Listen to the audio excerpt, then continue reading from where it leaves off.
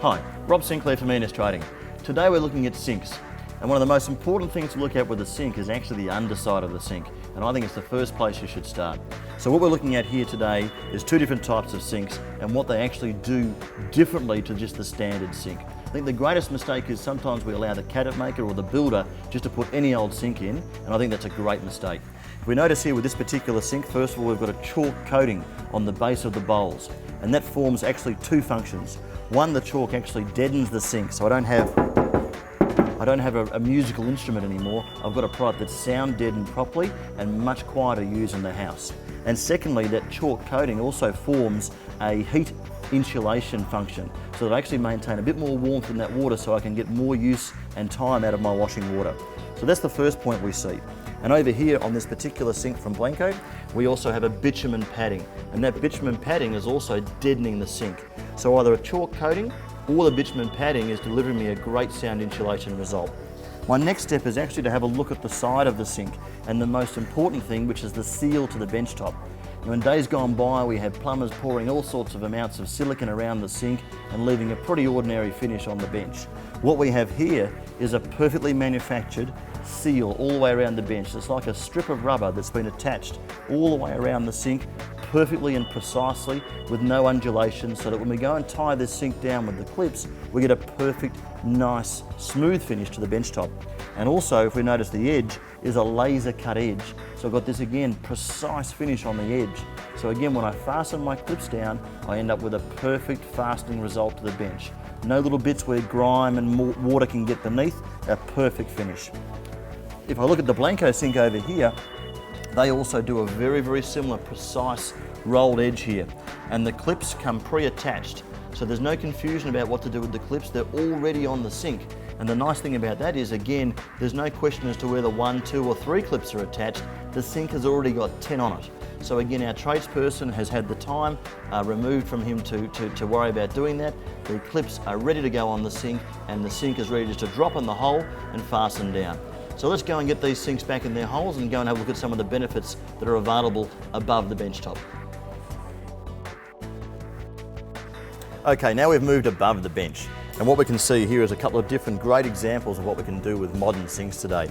The first one here is this great sunk, countersunk actual sink that's been dropped into the bench top and installed perfectly flush with the stone surface. So I've got that ability now just to run my sponge over the bench top and wipe everything that's on the bench surface straight back into the sink. So what I get is a great, tidy, easy, clean application. And just behind me, if I didn't want to go to that extent, I can actually just have the sink of the same make and model dropped onto the bench top, and I still get this beautiful, clean, tidy edge.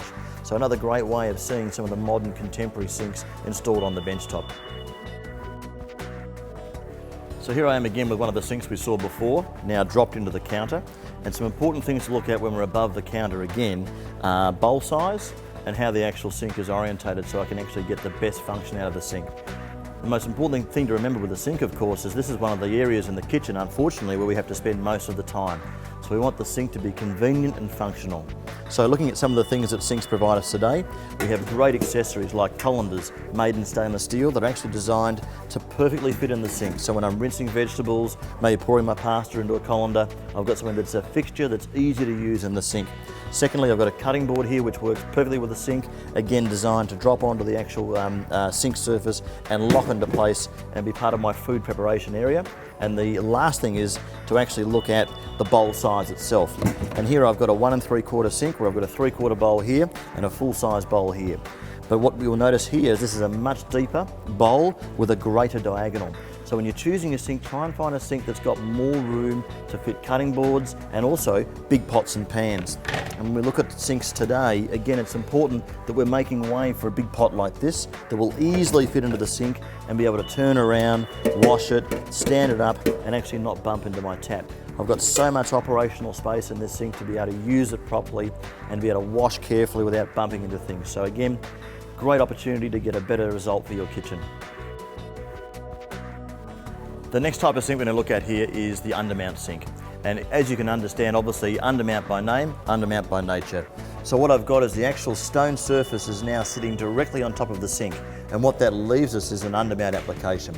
The advantage of this, of course, is that, as you can see, the stone becomes the hero in the kitchen. My sinks are no longer exposed. I don't have this sort of join on the top of the bench top, and I get a great result from an installation point of view. The other nice thing about Undermount Sinks is we have a great range of products to choose from. So here I have a larger style of undermount bowl, I've got a small style of undermount bowl, and I can even get an undermount style of drainer. So great flexibility in installation and great flexibility and range available. One of the nice things I like about the undermounts, of course, is the bigger bowl. So when we look at accessories we can combine with sinks.